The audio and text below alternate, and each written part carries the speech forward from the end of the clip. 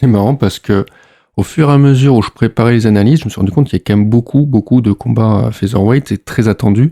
Et là, d'un coup, oui, effectivement, je me rends compte que cette carte numérotée 314 à Miami, c'est beaucoup. Alors, on sait vraiment que c'est une catégorie en ce moment qui est très regardée, où il se passe beaucoup de choses. Il n'y a pas que le départ de Topuria, bon, qui fait un départ qui fait beaucoup parler, mais tout le reste là, il se passe énormément de choses sur des combattants qui sont très attendus, on a les yeux rivés dessus. Et c'est vrai que quand on regarde donc le combat pour le titre, bien sûr en main event, on a également Yair Rodriguez contre Pitbull qui va faire son entrée à l'UFC, qui nous vient du Bellator. On a Jean Silva qui sera présent. On a Danny Gay contre Sean Woodson. Il y a des choses qui vont se passer là dans la catégorie sur cette UFC numérotée qui vont être très intéressantes. Alors, il n'y a pas que ça, bien évidemment. On a le combat de la française Nora Cornol. On a, qu'est-ce que j'avais vu d'autre ? Le Chase Hooper que j'adore voir combattre, qui va combattre là. On a la fin de la trinité des combats en haut de la catégorie strawweight féminine avec Jean Diroba contre Yang Xiaonan. Et on aura bien évidemment le retour, donc là, le combat des Phoenix, je l'appelle, de Krylov contre Reyes, où ils doivent se remettre en selle pour repartir faire un dernier run. Et ce combat de Paddy Pimblett contre Michael Chandler en co-main event. Donc voilà, c'est Carlito Johnson pour le radar de l'UFC. Je vais analyser donc toute la carte, tous les combats comme d'habitude. À la fin du podcast, il y aura un résumé un petit peu des prédictions. Et on va commencer chez les bantams féminines avec Cornol qui est 13e actuellement à l'UFC contre Cowan. Cornol qui est 13e, il y a eu beaucoup de changements dans la catégorie. Donc du coup, voilà, qu'entre les départs, les changements de KT et tout ça, elle se retrouve déjà 13e. Cornol qui vient d'épiner sur scène, qui a 8-2 en carrière, qui a 35 ans, 67 d'allonge. Un Cowan qui de son côté a 33 ans, 69,5 d'allonge. Voilà, c'est quasiment la même chose des deux côtés, 7-3 pour Cowan. Et sur les premières impressions, effectivement, Cornol a toutes ses chances contre Cowan. Cowan qui a jamais été mis KO, qui vient de la LFA, qui a eu une défaite, est rentré à l'UFC par les Contender Series en 2022 et qui a eu une défaite ensuite en 2023. Et après qui n'a pas combattu parce qu'il a eu beaucoup de blessures.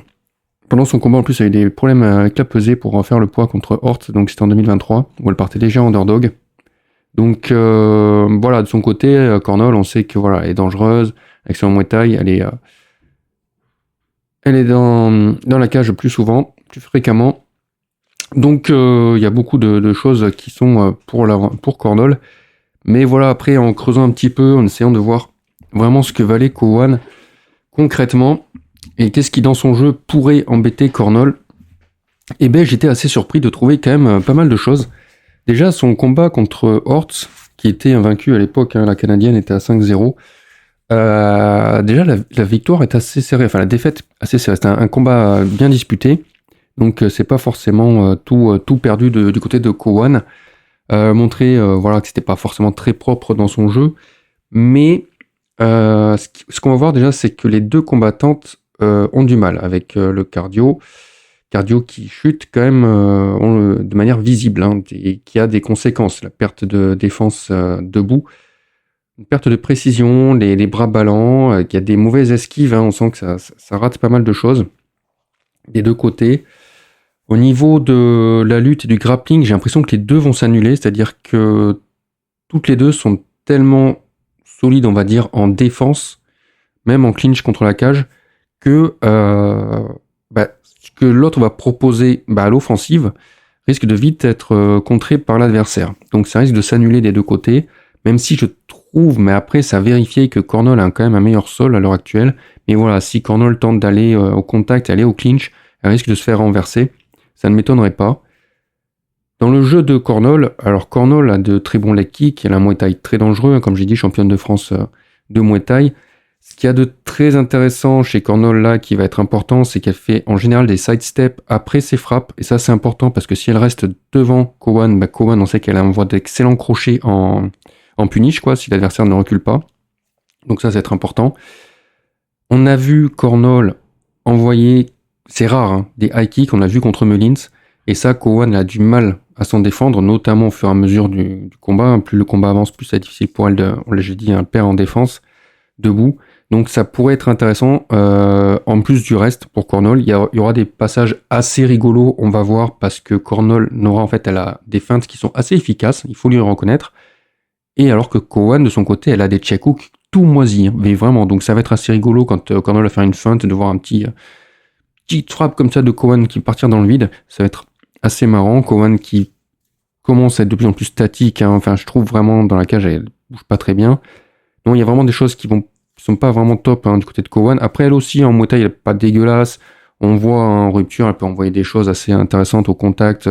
Même voilà, des coudes, des genoux, elle sait jouer de tout ça. Maintenant, donc ce qui va vraiment poser problème ici, c'est... Alors, Cowan, elle va partir des fois en assaut, de manière assez ridicule, hein, les bras bien hauts pour faire semblant, entre guillemets, de viser la tête, pour ensuite voilà, descendre et chercher l'amener au sol.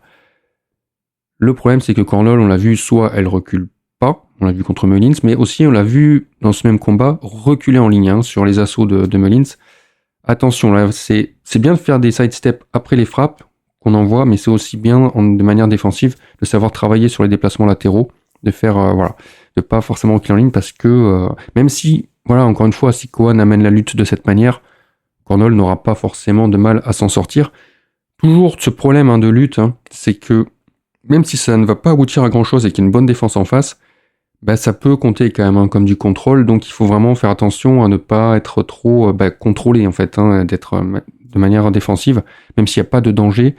Le danger, il vient de la décision des juges après, hein, c'est, voilà, pas se faire dominer.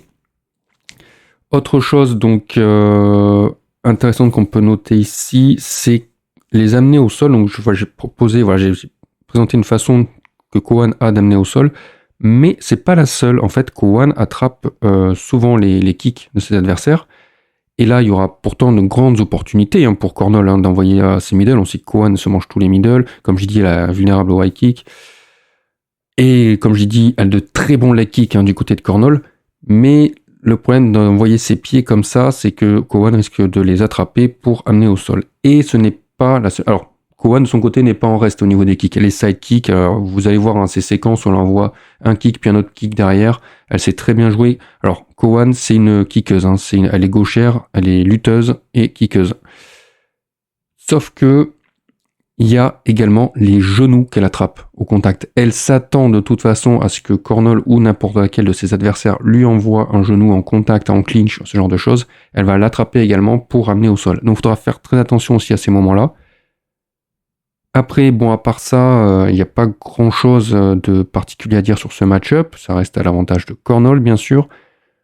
Moi qui la voyais vraiment grande favorite, je réduis un peu, voilà, l'écart. Je dirais que je la donne favorite à 65%, voilà, sur ce match-up. Mais dans quel état va revenir Cowan après donc ce ring rust? Elle est quand même 2 ans sans combattre. Il y a beaucoup de signes, hein, qui vont à l'avantage de Cornol. Et je lui souhaite une victoire là sur ce combat. Chez les poids moyens, Gore contre Tulio. Et ce sera le 5e combat à l'UFC pour Gore, et pourtant, officiellement, sur son Sherdog, il est à 5-2, mais on compte pas les 2 combats du TUF, si j'ai bien compris. Et Marco Tulio, lui, il est à 13-1, ils ont tous les deux le même âge, 30 ans, la même allonge. Et alors, Tulio, de son côté, il a remporté son combat au Contender Series 2023, mais il n'a pas eu son contrat, c'est parti à la décision. De son côté, Gore, donc je parlais du TUF. Après, bon, pas de chance, hein, il a des ligaments croisés en 2023, puis ensuite il a une blessure à l'épaule, donc c'est compliqué pour lui, même si, donc voilà, après ces 2 défaites à l'UFC, il est parti sur 2 victoires désormais, donc il est en back-to-back, à voir s'il va réussir à continuer sur cette lancée. Marco Tulio, donc du coup, il a eu son Contender Series l'an dernier, contre Duclos, il est parti grand favori, et depuis il a eu le temps de faire un combat déjà cette année contre Potira. Donc voilà, 2 victoires déjà pour lui là. Donc plutôt pas mal. Plutôt pas mal, sauf que là c'est un peu difficile pour faire les prédictions, parce que d'un côté on a Gore qui est vraiment quand même un opportuniste au niveau des soumissions, qui va chercher quelque chose. Alors, il n'arrive pas toujours à verrouiller, hein, notamment quand il prend le dos. Mais tout de suite, hein, il a le réflexe. Défense d'amener au sol, il va prendre la guillotine, il va chercher quelque chose. Maintenant, debout. Alors j'ai pas d'informations justement j'ai pas suffisamment d'informations sur le grappling de Tulio. C'est ça qui va me poser problème dans l'analyse parce que Tulio, lui, par contre, debout, il a tout pour lui, notamment dans ce match-up. Gore, des problèmes avec les jabs et les droites, c'est... Je parle de frappe directe, ce genre de choses. Tulio, dans son arsenal, avec tout le reste, bien sûr, je parle pas des crochets, des swings et tout que Tulio va envoyer, mais ça, voilà, ces frappes directes, Gore, ça va lui poser problème. Notamment à certains moments, quand il se jette en avant pour envoyer sa gauche à lui. C'est malheureux parce que derrière, Tulio, on sait qu'il y a une bonne droite en remise, que ce soit en crochet ou en direct. On sait que même sur le reculoir, si on se jette sur lui, il y a une bonne droite en contre-assaut. Donc on avait vu tout ça contre Duclos et contre Potira. Les deux combats, il partait de façon grand favori, comme je l'ai dit. Tulio est plutôt du genre réactif, il est ancré, statique dans la cage.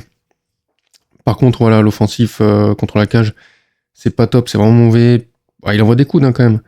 Mais après, au sol, une fois que ça part au sol, il envoie des grandes pentes quand il est à l'offensive. Mais de manière défensive, j'ai pas vu ça qui va me poser problème. Et le côté debout, Gore, ouais, il peut envoyer une bonne droite, un bon jab aussi, mais c'est vraiment très limité. Donc tout debout est à l'avantage de Tulio, sachant qu'en plus de ça, il a un KO power. On voit que Gore s'est fait éteindre par un overhand. C'était contre Brandage, je crois. Bon voilà, il suffit de voir un peu les derniers combats de Tulio. On sait que c'est tout à fait dans ses cordes d'envoyer ce genre de frappe. Il se peut que Tulio continue avec un finish, un KO TKO premier round sur Gore. Maintenant, Gore, il a tout intérêt à essayer de partir sur de la lutte, tester le sol de Tulio. Donc ça reste un 60% Tulio, surtout par KO, 40% Gore, sûrement par soumission. Voilà les deux issues possibles. Maintenant, voilà, il n'y a pas... Je manque tellement d'informations en fait sur Tulio au niveau de son sol sur son grappling que je pourrais pas vraiment avoir une prédiction précise. Pour l'instant, c'est tout ce que j'ai à dire là. Chez les flyweight, Sumida RG, il me convainc pas en fait. Il me convainc pas. Et là, il est sur 3 défaites consécutives. Il est encore à l'UFC. Il est sur la sellette. Il va devoir effectivement tout faire pour rester dans le roster. Il a 16-7 en carrière. Il est face à Mitch Raposo, qu'on ne connaît pas très bien, mais on va en parler. L'âge, 29 ans pour Sumida RG, 26 ans pour Raposo. Là où il y a un gros écart, c'est surtout au niveau de la longe. 72 pour Sumida RG et 64-5 pour Mitch, là, Raposo. Là, ça va être un peu compliqué, effectivement, de voir ça sous cet angle-là. C'est compliqué. Alors, bien sûr, Mitch Raposo, je vais revérifier. Mais il me semble qu'il avait tenté de rentrer à l'UFC par le TUF. Et ça s'était pas bien passé. Ensuite, il avait essayé de rentrer avec les Contender Series. Et ça s'était pas bien passé non plus. Resté sur la scène régionale. Et il a eu l'opportunité d'intégrer, même s'il était attendu, pour les Contender Series 2024, après sa série de victoires dans la scène régionale. Il a pris un short notice, un direct contre André Lima. Et quand je dis un short notice, c'était quoi? C'était sur 4 win streak. Et c'était une semaine de short notice. En face, André Lima qui rate la pesée. André Lima, on le connaît très bien, très bon combattant, excellent combattant. Et le combat s'est quand même super bien déroulé pour Raposo. Donc là-dessus, c'est un début très prometteur, même s'il perd le combat à la split. C'est une split, c'est pour dire à quel point c'est difficile de les départager. Effectivement, Raposo perd le premier round, il gagne le deuxième. Le troisième, c'est très serré. Moi, je lui donnerais à Raposo le troisième. Donc après, je dis pas que c'est un vol, mais voilà, c'était très serré. On a vu pas mal de choses très intéressantes et aussi des choses qui pouvaient poser problème. On a vu un Raposo très mobile dans la cage, à faire de bonnes feintes, très solide sur ses 1-2. Il rentre, il envoie 1-2, il ressort. Très intéressant. Des très très bons body shots. Mais voilà, après on a vu... Alors il a une bonne droite, et puis alors il y a ce truc, là, il fait d'excellentes variations en anglaise. Il a ce truc où il envoie son gros uppercut gauche, crochet, pour contrer les entrées adverses, c'était très intéressant. Il switch, il reste pas forcément en droitier, et c'est souci de kick. Il se prend les calf kicks, il se prend les middle kicks, et lui-même un peu se prendre des body shots en contre. Et là, dans ce match-up, alors c'est ça qui est particulier, il va affronter Sumida RG. Je ne connais pas le niveau en grappe de Raposo, ni son lutte, son sol, je peux pas vous dire. Et on voit que Sumida RG, c'est vrai que c'est pour ça que j'ai du mal avec lui. On l'a vu se faire déjà soumettre 2 fois récemment. Sa dernière défaite, je vais revérifier. C'était contre Charles Johnson par décision unanime. Ouais, il peut peut-être tenir debout. Et encore, quand je dis ça, alors, là où, dans ce match-up, je parlais des Raposo qui avaient des problèmes avec les kicks adverses, et effectivement, ce RJ a tendance à se défendre avec des kicks, notamment quand il est acculé. Mais voilà, on l'a vu après par la suite, c'est les différents combats. De toute façon, RJ, il se fait amener au sol facilement, et je ne sais pas si Raposo, ça va être vraiment dans son game plan, si c'est dans son style de faire ça, parce que RJ, on a vu, il a un sol ok, mais pas top.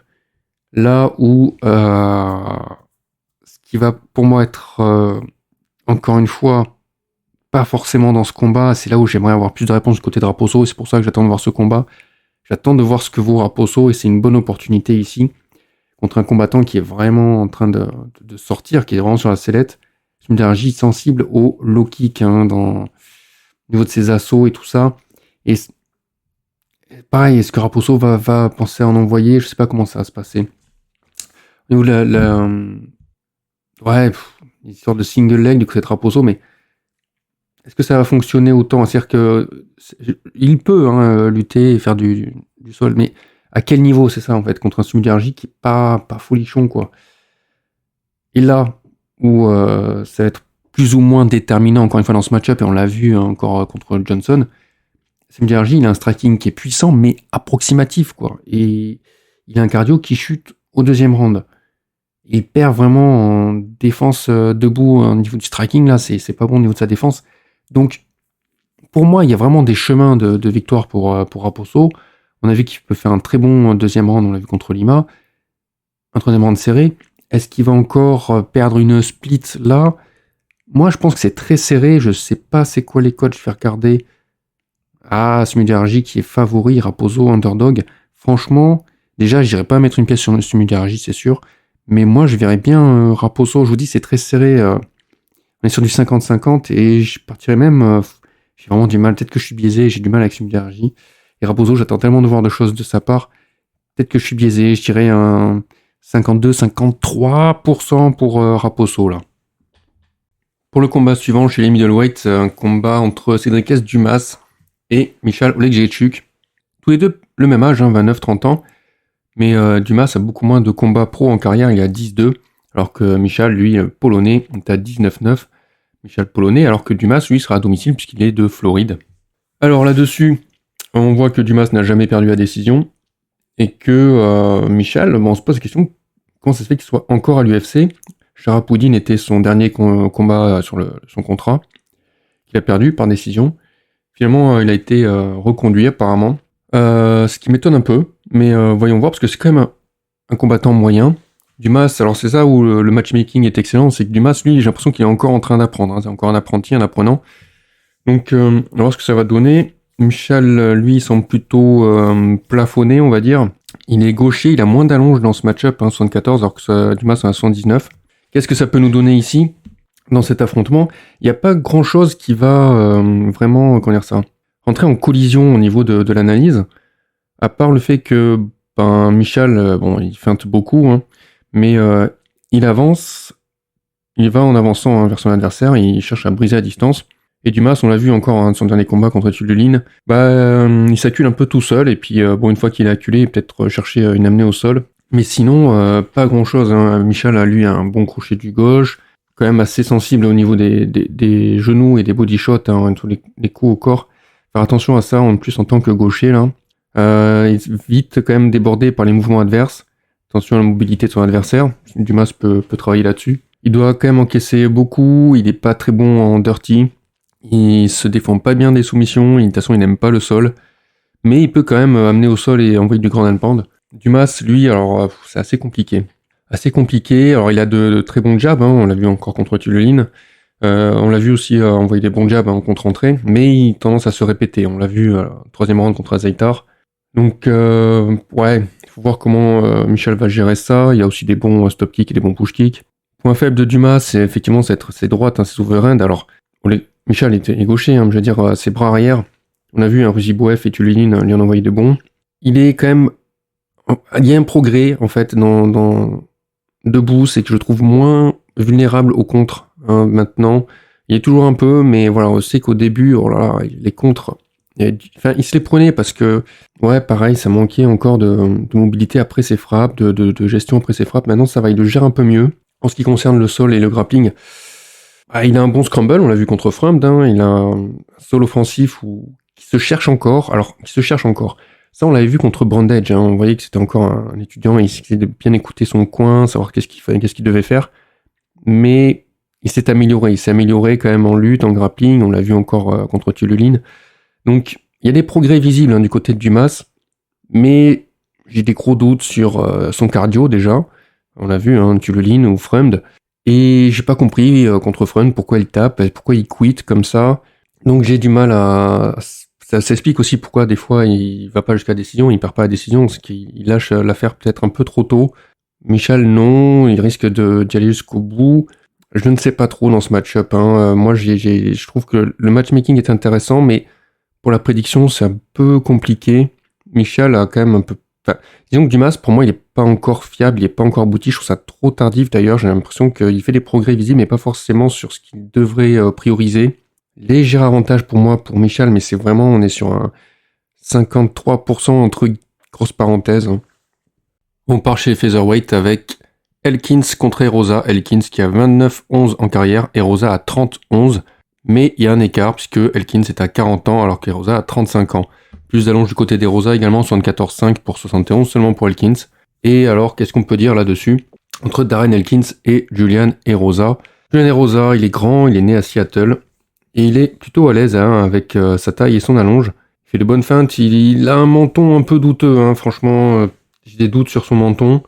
Posture un peu Muay Thai, il est bon dans la poche, il envoie bien les coudes, les uppercuts, les genoux, tout ce qu'il faut. Surtout quand il est acculé, il s'en sort très bien là-dessus. Envoie des stop kicks, des push kicks, des front kicks très intéressants, des bons 1-2 et des body shots. Pour ce qui est de la lutte, il va tendance à préférer balayer la jambe d'appui, prendre le dos. Sinon, il a toujours sa guillotine, signature. Attention par contre, défense ou même à l'offensive, il peut se faire renverser, Erosa. Donc c'est pas sûr de ce côté-là. Elkins, bon, on l'a vu, il est âgé, 40 ans. Il alterne plus ou moins des victoires et des défaites. Ça fait longtemps qu'il est à l'UFC. C'est même lui qui a le plus grand nombre de combats en featherweight à l'UFC. Qu'est-ce qu'on peut dire de son côté? Alors, ce qui va être intéressant pour Elkins dans ce match-up, c'est que il a des 1-2 qui peuvent être très intéressantes, bien touchées, mais par contre, il met du temps à trouver ce qu'il faut, les angles, la distance. Donc, ça va prendre du temps pour se mettre en place. Par contre, il a un très bon overhand. Et tout ça va être intéressant parce que Erosa, de son côté, je trouve qu'il a une défense debout qui est vraiment poreuse.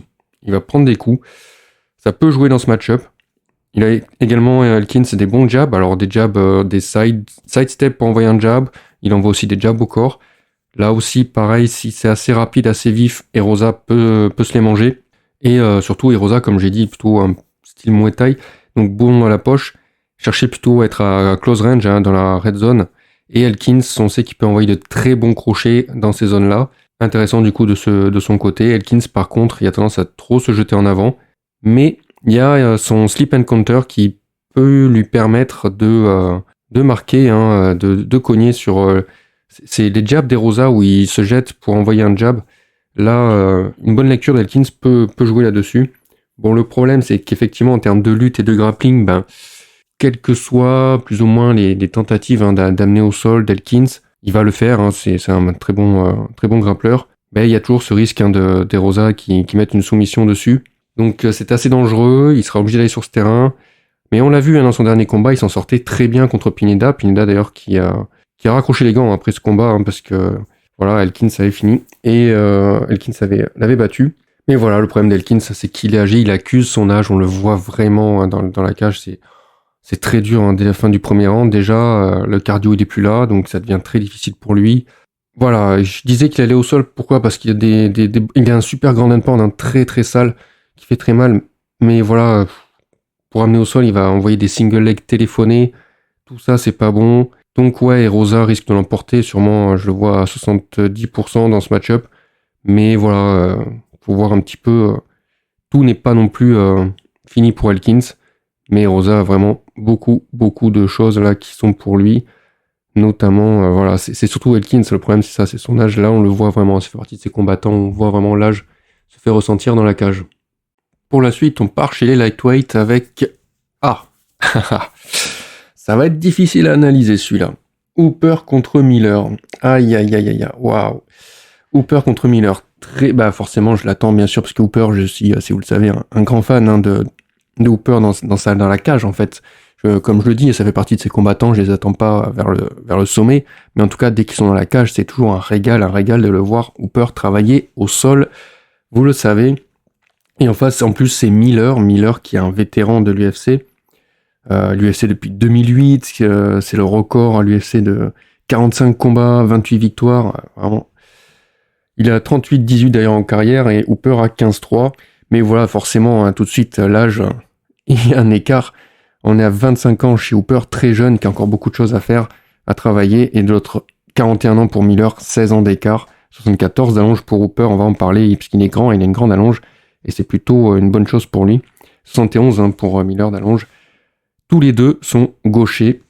Et j'attends vraiment de voir ce que ça va donner, parce qu'on sait que Miller, effectivement, c'est un bon grappleur, qui a vraiment beaucoup d'expérience, on ne peut pas le nier. Et Hooper, voilà, un jeune qui débarque. Alors il débarque pas vraiment, parce que ça fait déjà quelques temps qu'il est à l'UFC, qu'il a montré de très très belles choses. Donc voilà, ça, comment dire, bon, alors par contre, Hooper, il y a des choses à travailler, hein. Il y a des choses à travailler, notamment debout. Debout, c'est problématique, hein. Faut qu'il travaille dessus, parce qu'il a un bon niveau, il peut tenir tête au ventre mou de la KT, c'est une bonne KT les lightweight, vous le savez, mais par contre, voilà, si on veut chercher le top 15, on n'y est pas du tout, il va falloir commencer à travailler dessus, chercher des moyens d'être dangereux, et voilà, de représenter non pas seulement un danger au sol, mais également debout, même si on a vu de belles choses, hein. On l'a vu contre Borchev, je vais y revenir bien sûr.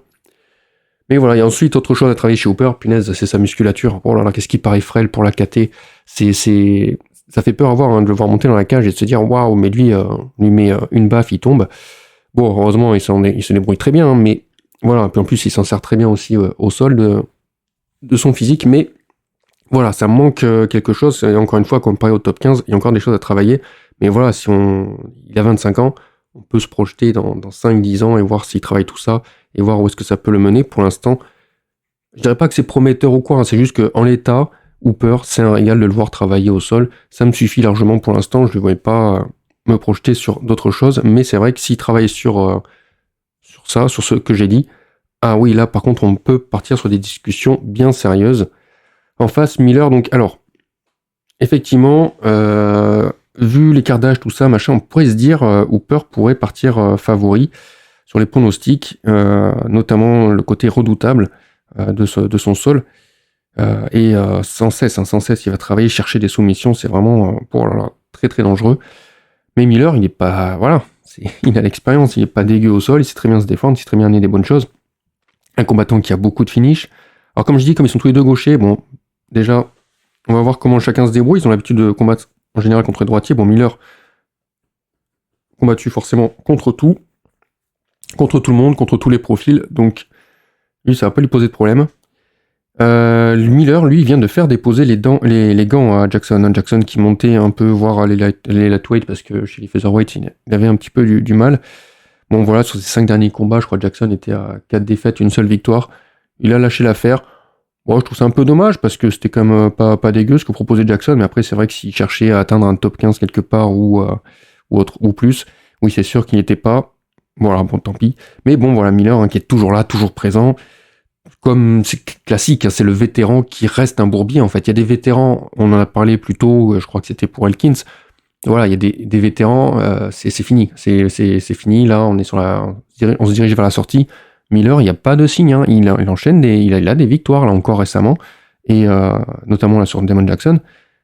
Voilà, donc ça reste un bourbier, ça reste dangereux. Il y a des vétérans comme ça qui, même malgré leur âge, on le voit avec Angela Hill, on le voit avec Cannonier, on le voit, voilà, plein de combattants qui restent des bourbiers. Donc il va falloir s'en dépêtrer pour Hooper, qui est ravi forcément d'avoir cette chance, cette occasion d'affronter un nom comme Miller, un vétéran comme ça. Donc voilà, ça va être très intéressant. Je pense qu'il va être très excité aussi de cette occasion. Miller debout, je trouve qu'il a une boxe un peu désordonnée, mais elle est lourde, sa boxe, elle fait mal. Il a une tendance un peu... Alors c'est bizarre, des fois aller en une espèce de combat de serre, quoi. C'est-à-dire que on arrive, on se retrouve, hop, on se jette dessus, on cogne, on recule, on attend, hop, et on refait la même chose. Un peu bizarre. Je sais pas... je comprends pas trop ce genre de combat de style, parce que c'est pas le seul, il y en a d'autres qui font ça. Après, sinon, il est très réactif en défense. Très bon crochet, on va y revenir. Il envoie des kicks aussi en fin de course, ça peut être très, très intéressant. Sensible, ouais, plus ou moins au leg kick, mais voilà, pas plus que ça. Donc sa lutte, comme j'ai dit, est solide, son sol est solide. En face, forcément, Hooper, il a un sol incroyable, que ce soit à l'offensive avec des transitions, tout le temps des menaces de soumission. Il y a même un bon grand end pound, on l'a vu contre Fior. En défense, il y a un excellent scramble. Tout le temps aussi également des menaces de soumission. Et en plus, il verrouille ses soumissions. En tout cas, on l'a vu contre Leavitt. Ouais, c'est toujours très impressionnant, même contre Borchev. Et je sais plus où non plus, il a fait des trucs, il fait des calf slicers, il fait des... Qu'est-ce qu'on a sorti? Les 2 tentatives de soumission en même temps sur un combattant, c'était incroyable. Donc vraiment très dangereux là-dessus. Voir comment Miller va gérer ça, parce qu'il en a affronté un des combattants, des soumetteurs, il a lui-même, comme j'ai dit, un sol très solide. Donc ça va être très, très intéressant, mais je vais me répéter, debout ou peur. Donc, problème avec les body shots et les uppercuts. On a vu contre Fior ça d'ailleurs, et là on a vu Miller est très, très intelligent sur ses uppercuts, notamment en contre-entrée, ça peut être très dangereux. Les crochets également, je l'ai dit, de Miller, là ça peut poser problème, surtout s'il varie ses cibles, Miller, là ça peut frapper au corps. Hooper a un très bon in and out, il a une espèce de... Il place très bien ses kicks dans ses combinaisons de manière très précise d'ailleurs, on a vu contre Fior.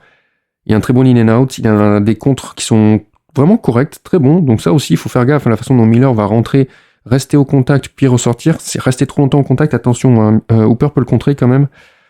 Ensuite il a des stop kicks, on a vu contre Fior également, qui peuvent embêter Miller. Miller, on sait que les push kicks ça l'embête, et en plus, alors voilà, comme je l'ai dit, il a mis knockdown Borchev et c'était sur un overhand. Et Miller aussi, là, des fois, pas forcément une excellente lecture là-dessus. Il peut se prendre des overhands. Donc ça peut poser problème. Grosso modo, à la fin de l'analyse, on dirait que ouais, Hooper, je le vois favori encore. On va dire à 55%. Mais Miller n'est pas en reste. Miller peut faire quelque chose là-dedans, dans ce match-up. Montrer qu'il est toujours présent de toute façon. Donc voilà, ça ira pas plus haut que 55% pour Hooper. Et j'attends ce combat avec impatience. Et le voilà, le 3e combat de la Trinité au sommet des strawweight féminines. On a eu Weili Zhang contre Tatiana Suarez. On a eu Lemos contre Luciano, qui était la plus prometteuse des top 10, qui a essayé de rentrer dans le top 5 en prenant Lemos. Ça n'a pas fonctionné. Et maintenant, on va avoir Yang Xiaonan contre Virna Jandiroba. Virna Jandiroba, qui est brésilienne, qui a 21-3 en carrière, et Yang Xiaonan, qui est chinoise, qui a 19-4 en carrière, qui s'entraîne à la team Alpha Male, qui est première d'ailleurs au ranking UFC actuellement, et Jandiroba, elle est 3e. Jandiroba, qui est une excellente grappleuse, qui est plus ou moins sous les radars, on va dire, qui est un peu sous-estimée, sous-cotée, à mon avis, qui progresse beaucoup sur son pied-point et surtout sur son sol, qui reste vraiment une menace au sol tout le temps, une menace de soumission, donc c'est toujours très difficile de l'affronter là-dessus, c'est sûr. Elle s'en sort quand même vraiment très bien aussi debout. Yang Xiaonan, elle, vraiment excellente debout. Là, c'est sûr qu'au niveau de sa boxe, ça amène du lourd, du solide, mais on a vu des limites lors de son title shot, bien évidemment. Et donc, ça va voir comment ça va se passer dans ce combat. Alors, bien sûr, Jandiroba, excellent grappling, mais Yang Xiaonan, elle a déjà affronté un grappling d'élite dans la catégorie. On a vu les progrès énormes qu'a fait Weili Zhang. Voilà, on sait très bien que là, déjà, il y a du haut niveau. Ça n'a pas fonctionné, mais ça ne veut pas dire. Parce que Yang Xiaonan, elle a déjà battu Mackenzie Dern, par exemple. Donc, voilà, dans le match-up, elles ont à peu près le même âge, 35-36, la longe 63-64. Est-ce que la boxe de Yang Xiaonan va suffire pour s'imposer face à Jandiroba? Je ne pense pas. Jandiroba, elle sait très bien, du coup, gérer le combat debout pour amener de toute façon au sol, et une fois au sol, être une menace constante et permanente, et du coup, il y a un risque forcément de soumission pour l'adversaire qui ne saurait pas très bien s'en défendre. Je ne sais pas comment Yannick Zaunan se prépare pour ce combat, vraiment là-dessus, sur ce point particulièrement. Donc, il y a une zone un peu d'inconnu au niveau de l'analyse. Jandiroba, c'est vrai que plus ou moins pas trop connue du grand public, ce qui peut se comprendre, hein. Pendant longtemps, elle faisait un combat par an, elle arrivait, elle avait son adversaire, ok, elle emporte le combat, elle repart, on la revoit pas, ciao, on reviendra dans un an. Et un an plus tard, elle revient, prend son adversaire, elle gagne, elle repart, et on la revoit encore dans un an, et ainsi de suite. Là, elle a un petit peu augmenté sa fréquence de combat, et vraiment, ça a porté ses fruits. Son dernier combat contre les Moss, incroyable, hein, c'était en plus un main event, et fini les Moss vraiment par soumission. Et du coup, oui, c'est pour ça que je me suis dit, là, il serait temps quand même de lui donner un title shot. Bon, il y a Tatiana Suarez forcément qui a eu le sien. Donc voilà, ça serait... Je pense en plus que là, sur ce match-up, ça va se passer comme ça. Elle va l'emporter grâce à sa lutte. Je vois pas comment Yang Zonan pourrait avoir suffisamment vraiment de matière dans le domaine pour tenir tête à Jandiroba. Je verrai Jandiroba à 60%. Et j'espère avoir un title shot de Jandiroba. C'est pour elle que je dis ça. Après, je suis pas sûr qu'elle passe quand même le niveau de Weili Zhang, qui est un excellent niveau.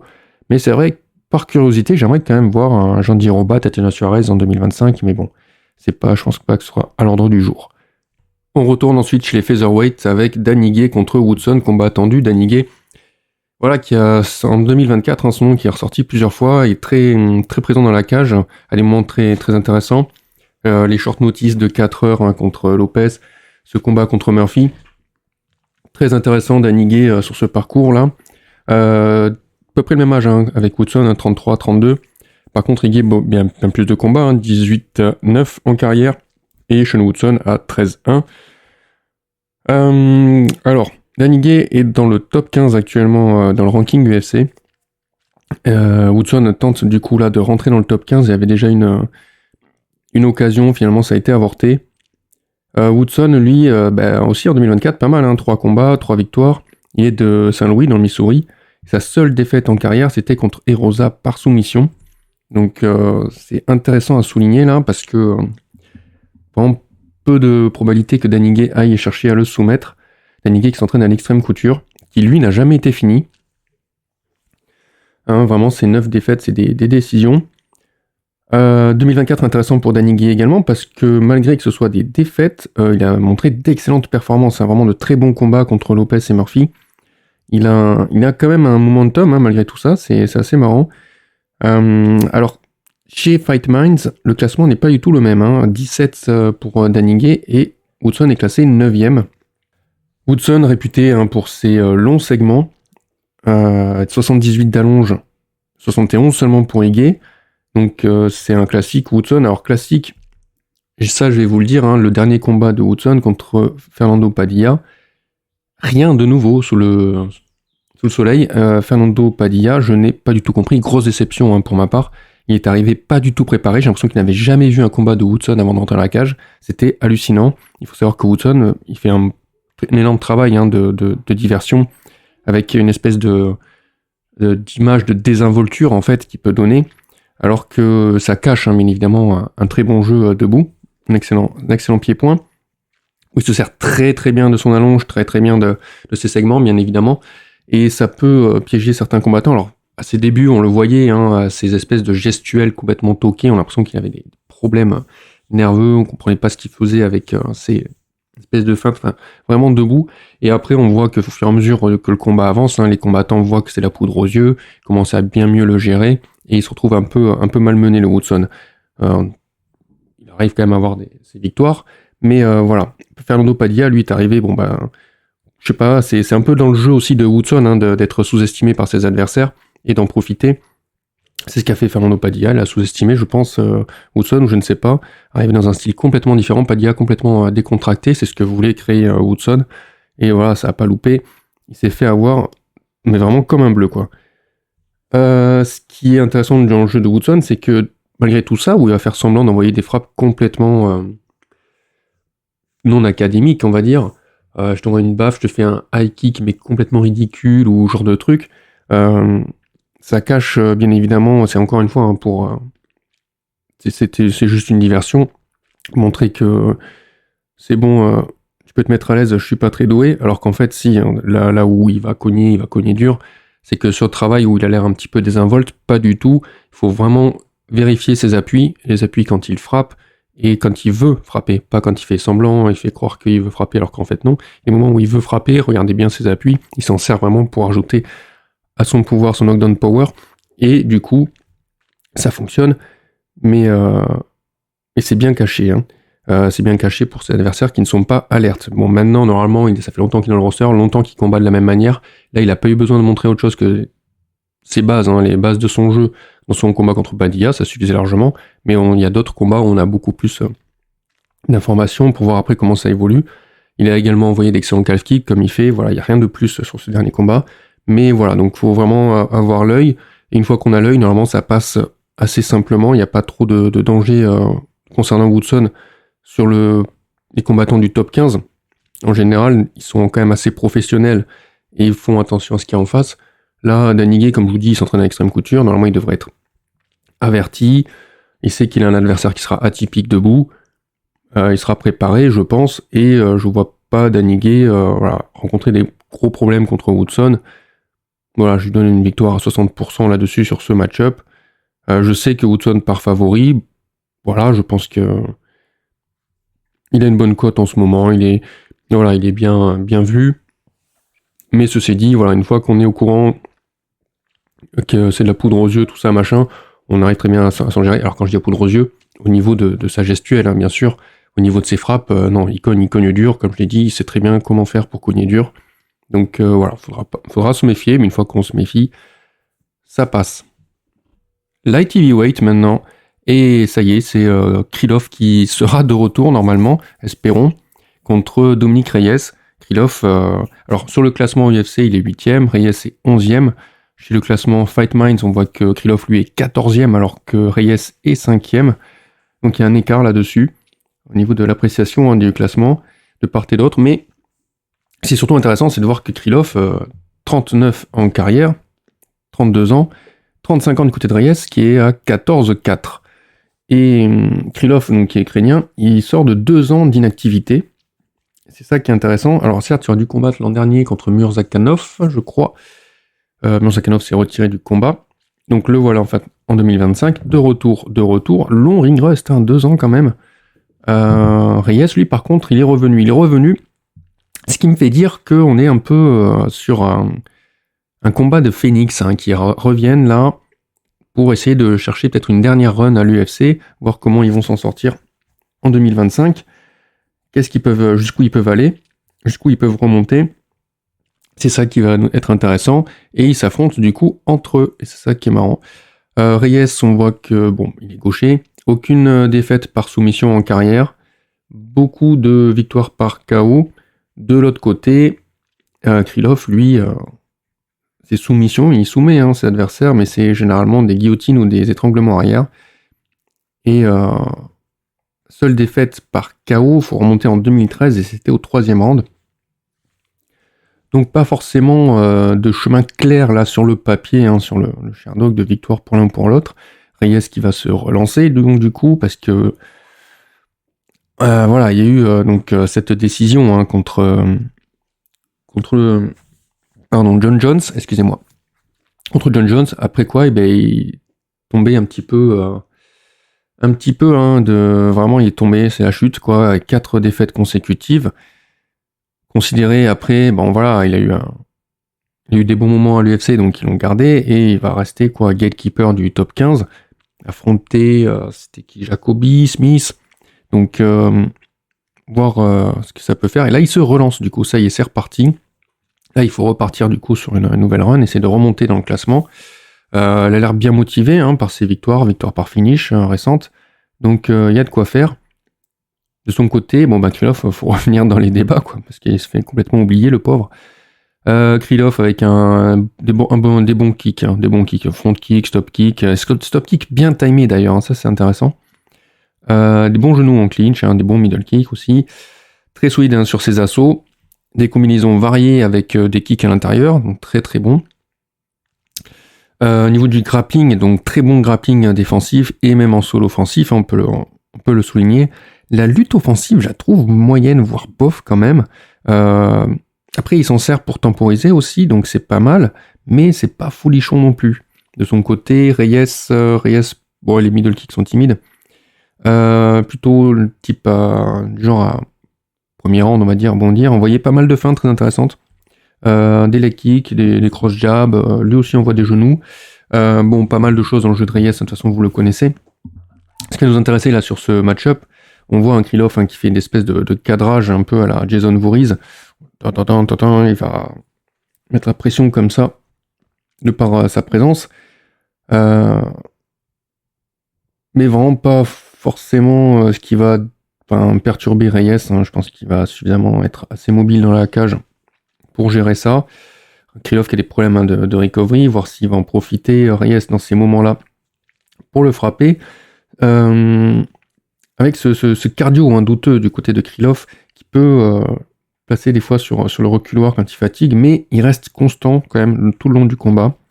Voilà, il est ok même en eau trouble. Le gros problème dans ce match-up pour Krylov, ça va être les overhands. On sait que Reyes cherche vraiment à placer ce bras arrière en général d'une très bonne manière. Donc, à voir ce que ça peut donner. Comme je disais, il a de très, très bons assauts, Krylov, avec des combinaisons variées. Et ça peut poser problème à Reyes. Reyes, je trouve poreux au niveau de sa défense debout. Un menton douteux aussi, je trouve. Donc, ça peut me poser problème ici dans ce match-up. Ce qui peut être à l'avantage du côté de Krylov, parce que s'il a un bon sol, bon grappling, et que il arrive à bien s'en sortir, même en eau trouble, qu'il arrive à bien envoyer de bonnes frappes dans ses assauts, bien combinés. Sur un Reyes, vraiment, où les doutes seront du côté de sa défense, debout, ça peut pour moi aller du côté de Krylov. Vraiment, entre grandes parenthèses, on est vraiment sur des combattants qui sont déjà à un très bon niveau. Donc, ce sera entre parenthèses un 55% pour Krylov. Pas vraiment sûr de l'issue du combat, comment ça pourrait se finir. Sûrement par une décision. Mais je sais pas, je pense qu'il peut avoir des bons moments, Krylov, quand même. Là, dans ce match-up, ça pourrait être en sa faveur. Ensuite, on aura Pitbull qui fera son premier combat à l'UFC. Alors, son premier combat à l'UFC, il vient du Bellator et il a déjà de la bouteille, 36-7 en carrière. Joli score, joli Sherdog. Et alors pour moi, il a le niveau top 15 UFC. Par contre, à savoir s'il aura le niveau top 10, ça j'ai du mal à le voir, à estimer. Ça va être compliqué. Et donc il a 36-7 en carrière, mais il a 37 ans déjà. Il a un âge de 65-5. Et là où ça pourrait lui poser problème, c'est qu'en face, Yair Rodriguez qui va donc l'affronter à 71 d'allonge. Yair Rodriguez qu'on connaît bien à l'UFC. On est chez Featherweight. Yair Rodriguez qui a également 5 ans de moins. Et Rodriguez, donc 19-5 en carrière, il est mexicain, mais il s'entraîne à Chicago. Ça fait un an qu'on l'a pas vu combattre, il s'était battu une fois contre Ortega, c'était la revanche. On va en parler d'ailleurs. Yair est très grand, et il gère bien, en général, il aime bien être à distance, parce qu'il y a une grande variété de kicks, Rodriguez. Donc il travaille bien là-dessus, mais Pitbull aime bien aussi être à une bonne distance, mais par contre, au niveau des kicks, à voir comment ça va se passer. Difficile parce que Pitbull, d'un côté, il peut très bien cadrer son adversaire, mais aussi se faire cadrer, il y a différentes manières de le faire. Et Rodriguez, il se laisse pas cadrer en général, il fait vraiment des pas de côté, et il essaie de regagner le centre le plus souvent possible. Et Rodriguez a des combinaisons assez vives et ingénieuses, avec des esquives en plus, il peut esquiver les contres pendant qu'il fait ses combinaisons, très, très réfléchi, très, très intelligent la façon dont il travaille ses combinaisons. Là encore, ça va poser problème sûrement à Pitbull qui a des contres pas forcément très habiles. Si l'adversaire s'approche, Rodriguez a deux manières un petit peu de gérer ça. Soit il va lever les genoux, puis il peut même envoyer un high kick avec. Soit si l'adversaire brise à distance, il peut envoyer des jabs de manière automatique. Et Pitbull, là, il a des problèmes déjà pour ce genre de choses, pour les jabs. Sachant que s'il cherche à cadrer, à acculer son adversaire, il va essayer de rompre un peu la distance. Et là, voilà, il se mange les jabs avec une allonge qui est largement en faveur de Rodriguez. Ça va être difficile pour lui. C'est pour ça que je parlais de l'allonge tout à l'heure. Ça peut poser problème. Alors, il aime bien donc avancer vers son adversaire, Pitbull rompre la distance. Généralement, c'est plutôt pour envoyer des crochets ou des combinaisons en face, mais il n'aime pas être vraiment dans la poche. Par contre, il y a une distance de boxe, ok, distance de kick, ok, mais dès que c'est dans la poche, il n'aime pas ça. Il aime bien reprendre ses distances après, vraiment trouver la bonne distance. Rodriguez peut envoyer donc pas mal de kicks. On a vu les stop kicks aussi pour envoyer ensuite un overhand derrière. Ça aussi, ça pose problème à Pitbull. Il y a des choses les frappes cachées derrière une autre de manière pas très courante. Ça peut poser problème à Pitbull. Les leg kicks aussi. Bon, ça c'est normal, c'est un peu pour tous les combattants. Pitbull envoie de très très très gros leg kicks. Faire attention à ça du côté de Rodriguez. Le problème donc de la revanche contre Ortega, là, Rodriguez contre Ortega 2. Alors Rodriguez, lui, il est numéro 5 actuellement au ranking. Ce qui voudrait dire que Pitbull, non seulement ne s'attaque pas au top 15 dans son entrée à l'UFC, mais au top 10 et au top 5 là directement. Ça va être très difficile selon moi pour Pitbull. Alors Rodriguez, on l'a vu donc ses derniers combats. J'ai pas compris cette histoire de Fatal IQ au niveau de sa lutte et de son sol. Il pouvait envoyer du grand and pound et puis il donne son dos. Même en fait, sur ce dernier combat, je trouvais qu'il y avait une précision qui était vraiment aux fraises. Donc ça, je m'interroge là-dessus. Mais en l'état actuel des choses, pour moi, Pitbull a un niveau en dessous de Rodriguez. Je pense qu'en plus, cette année de pause qu'a pris Rodriguez est une très bonne année parce que je pense qu'après sa défaite contre Volkanovski et cette défaite contre Ortega... Alors, contre Volkanovski, on a vu aussi autre chose que Pitbull pour exploiter, c'est un assaut bien timé. C'est vrai que Rodriguez laisse l'ouverture souvent dans son jeu pour se faire assaillir et Pitbull en est capable. Il y a quand même des probabilités des chemins du côté de Pitbull, bien sûr, bien évidemment, on est quand même sur du haut niveau là des deux côtés. Donc voilà, je dirais Rodriguez 60% sur ce match-up. Et nous voilà encore de retour chez les featherweight. Décidément sur cette carte, il y en a pas mal. Et en plus, encore un combat attendu, très attendu. Il y en a beaucoup de combats comme ça, c'est fou. Quelle carte? Donc en fait, Bryce Mitchell affrontera Jean Silva. Jean Silva, énorme momentum pour lui, incroyable. C'est son moment là. Le Brésilien des Fighting Nerds. Alors ils ont à peu près le même âge tous les deux, à peu près la même allonge. Au niveau de la carrière, on a Mitchell qui est à 17-2. Ses deux défaites, c'était des finishes, jamais perdu par décision. Et de son côté, Jean Silva, lui par contre, il est à 15-2 et ses deux défaites, lui, c'est par décision. Alors Mitchell, lui, il vient de l'Arkansas. Son parcours récent, c'est pas vraiment à son honneur, on va dire. On est quand même sur il s'est fait KO par Emmett, ce qui se comprend. Mais après, pour revenir, il a dû affronter Kron Gracie, donc il a la victoire. Mais vu l'adversité, pas forcément de quoi lui jeter des fleurs. En face, Jean Silva, c'était autre chose, bien sûr. Il prend les Contender Series en 2023, où il gagne à la décision contre Kevin Valeros, qui a ensuite intégré l'UFC là récemment. Et depuis, c'est 4 combats à l'UFC, 4 victoires avant la limite. Donc, énorme pour l'instant, cette carrière à l'UFC pour Jean Silva. Alors, Mitchell, oui, on peut tout à fait se poser des questions sur son parcours récent, mais il faut savoir qu'avant ça, quand même, il y a des victoires sur Danny Gay, sur Barbosa, sur Philly. C'est quand même à mettre à son crédit, c'est pas n'importe quoi. Beaucoup de victoires par soumission, c'est le principal danger ici pour Jean Silva, ça va être la soumission. Pourrait lui mettre Mitchell. Ceci dit, donc Jean Silva a quand même de l'expérience dans le domaine, en grappling, il n'est pas dégueu, on le sait. Là, il va jouer son entrée dans le top 15, puisque Bryce Mitchell est classé numéro 13 à l'UFC. Jean Silva, on sait qu'il va être complètement à l'aise debout face à Bryce Mitchell. Là, il n'y a pas de doute là-dessus. Jean Silva, j'en avais parlé pendant une dernière analyse.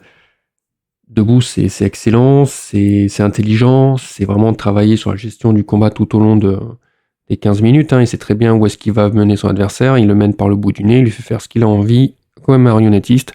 Et voilà, puis après il frappe dur. Je suis pas étonné que ce combat se finisse au deuxième round par un KO de Jean Silva.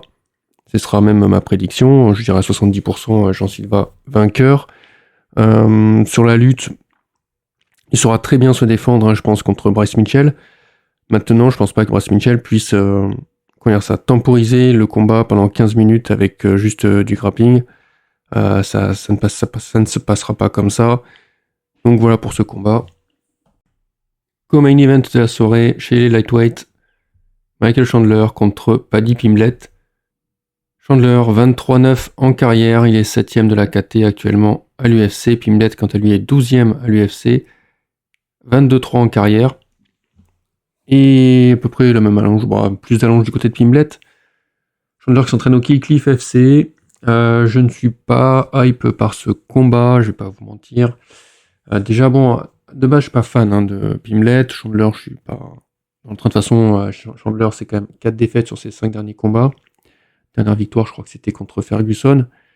Rien de bien intéressant pour moi là. Pimblett risque de la jouer assez finaux. Peut-être chercher encore une fois à placer une soumission, peut-être au deuxième round. Chandler va essayer de mettre un bon KO à Pimblett sûrement au premier round. Voilà un peu la configuration du combat. Des combattants qui sont assez connus bien sûr. Mais voilà, moi ce qui me pose problème, c'est que j'attends Pimblett à un moment donné faire une autre gestion de carrière que ça, parce que ça serait bien de le revoir contre des adversaires qui ont moins de 35 ans. Pimblett il a 30 ans et ses adversaires, la Chandler par exemple dans une dizaine de jours, il va avoir 39 ans.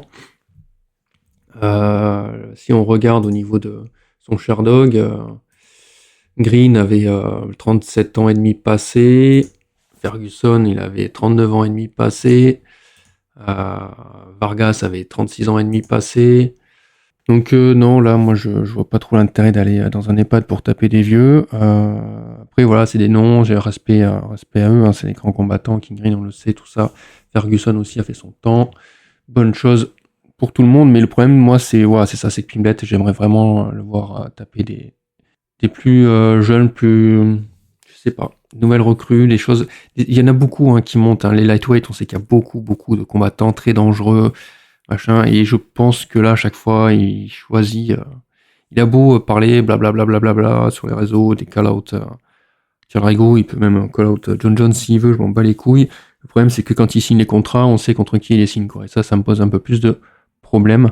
Donc voilà, donc là, il risque de l'emporter, mais je dirais à 55% entre parenthèses. Chandler a quand même de quoi l'emmerder là-dessus. Et on va voir pour le main event. C'est parti pour le Volkanovski contre Diego Lopez. Diego Lopez s'en sort pas mal. Diego Lopez qui est arrivé donc à l'UFC, défaite contre Movsarhelov et qui se remet très bien après ça, puisqu'il enchaîne 3 victoires par finish au premier round. Donc excellent là-dessus. Après ça va se calmer un peu. Il va battre Danny Gay par décision unanime. Ensuite il va battre Brian Ortega par décision unanime. On arrive en 2025 où il lui faut un combat dans le top 3 pour ensuite être numéro 1 contender et pouvoir prétendre à combattre pour le titre. Et d'une pierre deux coups, la ceinture se libère, Topuria s'en va, il laisse la ceinture vacante, donc il va affronter Volkanovski pour tout de suite avoir la ceinture s'il l'emporte. Très bonne opération du coup là. Alors Volkanovski qui a 6 ans de plus et qui a 2 défaites de moins au compteur. Je dis ça parce qu'effectivement, Volkanovski est à 26-4 et Diego Lopez à 26-6 en carrière. Volkanovski, australien, Lopez qui est brésilien. Lopez qui fait du très bon travail, notamment en grappling. Il est d'ailleurs coach pour d'autres combattants. Et beaucoup de soumissions du coup en carrière, au niveau de ses victoires. Là où Volkanovski n'a jamais été soumis en carrière. Aucune défaite par soumission. À son crédit, Volkanovski, un parcours... déjà, il est rentré il y a bien plus longtemps. Très, très bon parcours. Il enchaîne les victoires. Et puis même, ce combat contre Makhachev 2023, où ce premier combat, incroyable, la prestation qui mène là, on ne l'attendait pas à donner autant et à mettre Islam en doute, en fait. Là, il doutait.